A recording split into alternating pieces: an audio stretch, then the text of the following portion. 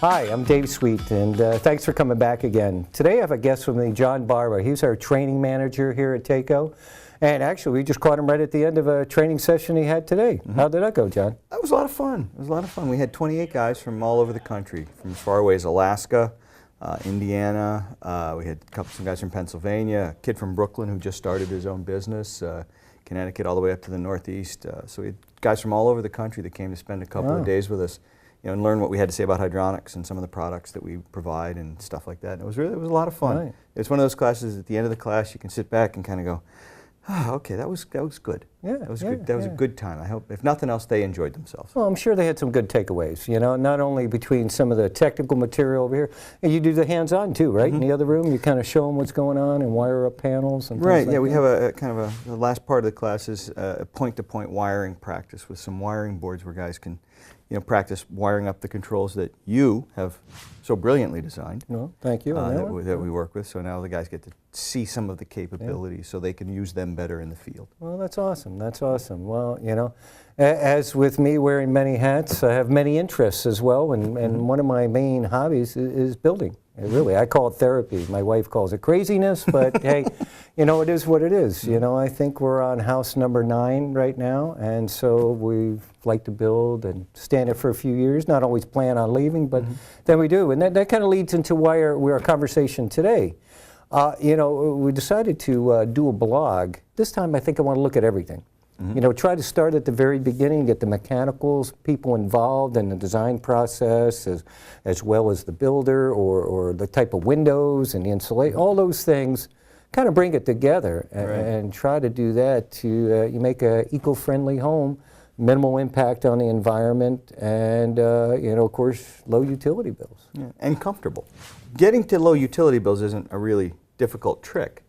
Right, well, you keep the thermostat at 50 all year long. During the winter, your utility bills will be fairly low. Yeah, or even better yet, turn it off and wear 4 sweaters. Sure, then you'll spend very little on utility. Right. But comfort is the other element. Yeah. We all have the ability to turn our thermostats down and save energy. But when we talk about saving energy, it's not about saving energy. It's about being comfortable while not using as much energy as we used to. Yeah, that's a good statement. That's kind of the key, and that's sometimes not as easy to pull off as we like to think.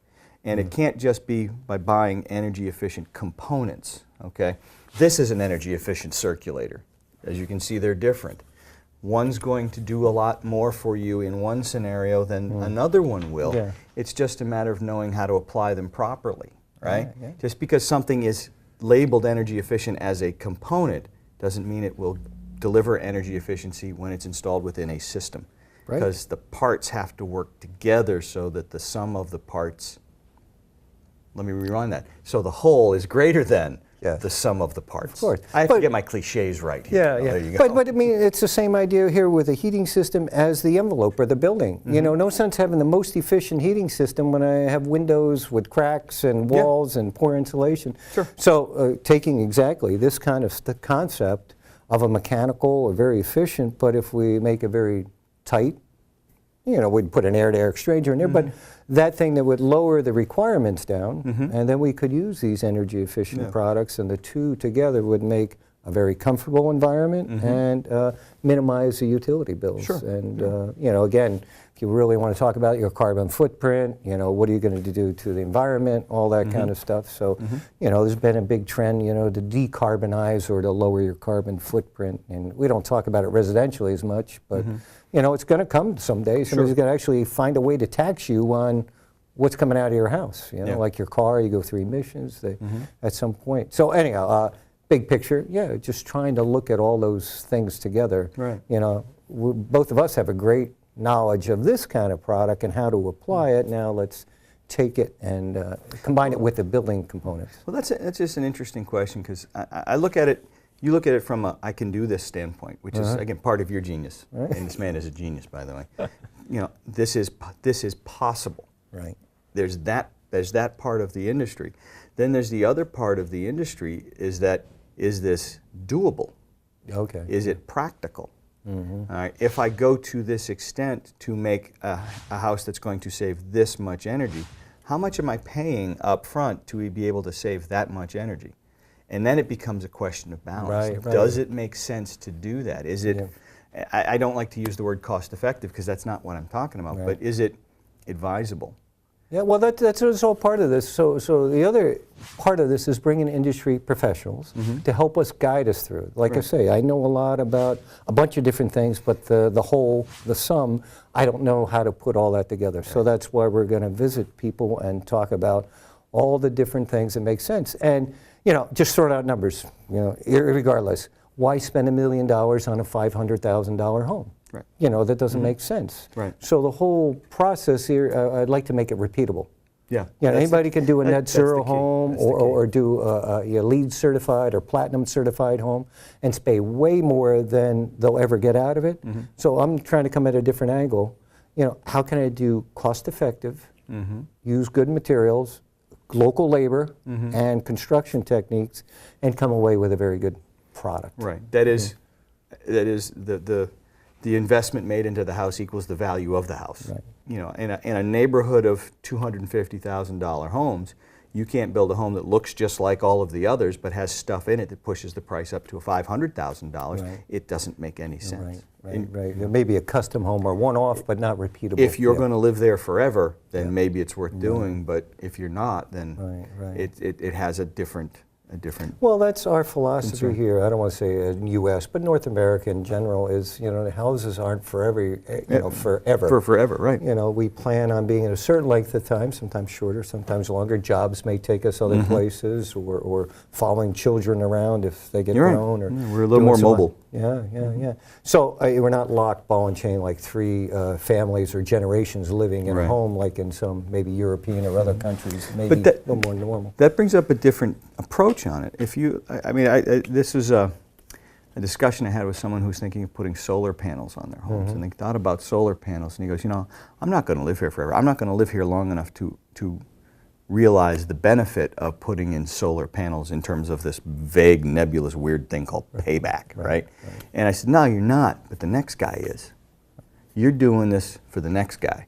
You're going to sell this house, and one of the things that's going to make your house have more appeal to certain buyers than a similar house is the fact that you maybe have some solar panels on there to make for your electricity. And meanwhile, on the building lot, we started to clear some trees and get some stuff going over there. So we're kind of moving forward. And so what I want to do is nail down the envelope or the design of the home, and then we're going to reach out to like some FloPro members or the community in general, and kind of make a dialogue. This whole thing is question and answers, or if I throw it out to you, you know, here's a plan, how would you do it? I would like to hear from somebody that would do an air-based system. I'd like to hear from people that may want to do a combined system or a total hydraulic. You know, the whole idea is to learn from other people too. You know, throw it out there, and then we like to, again, bring in some industry experts and kind of get them to weigh on it. But, you know, bottom line is, it is my house, and I'm the one paying for everything that's going into it. So I have the ultimate decision, but it's nice to know how other people would treat a project, you know, okay, and how they look at it. You guys have a lot of curiosity and a lot of experiences to share, and that's kind of makes it fun. So there's everybody's always learning. Right. So so that was the main reason I wanted to get together with you, is kind of throw it out to you, and as we get a little closer, you know, hey, let's together reach out to you know the neighborhood there, you know, our community, and kind of show them what we're doing and tell them about the project, and kind of, you know, let them weigh in. And really, again, it's just purely documenting the process. There could be a lot of people out there interested in building a home or an addition or remodeling or something like that, and they don't know where to start or where to go to, and we're trying to advocate, you know, here's some professionals you should talk to.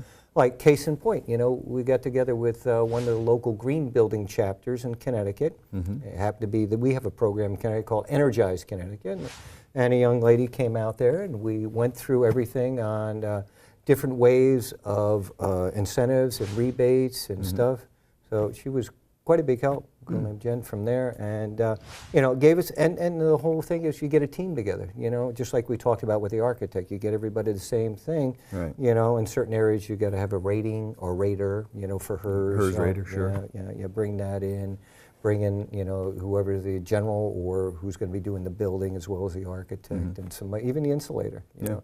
try to get those people. And then as you define some stuff, the mechanical guys. And, you know, my pet peeve is, you know, they build this big house and they give nothing for the mechanical room and everybody's tripping over each other. Right, You know, right. trying to 10 fit pounds everything. of hydronic, you know what, into a 5-pound closet. Yeah, It's yeah. no You got fun. the alarm guy there, you got the phone guy, you got the AV lighting, and everybody's, first one in wins. Yep, that's right.